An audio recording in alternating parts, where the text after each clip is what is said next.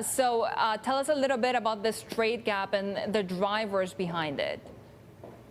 Well, so trade finance is obviously the grease for the wheels of the global trade story, Sherry. And what the ADB have identified from their survey of both companies and banks is that up to a third of companies, in fact, are still concerned about getting access to trade finance next year. And of the 40% of trade finance applications that were turned down in their survey over 2020, 40% came from SMEs. And indeed, when you drill into that number again, in fact, 70% of those SMEs were led by women. So this is a real area of concern that the ADB is flagging. It's clearly an area that will drag on the global economic recovery at a time when momentum is slowing down.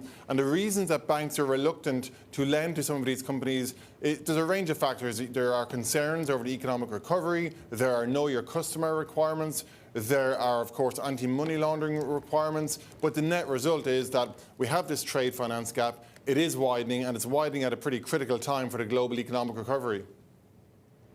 Are there any immediate solutions? Because a lot of the solutions seem to be structural, longer-term ones.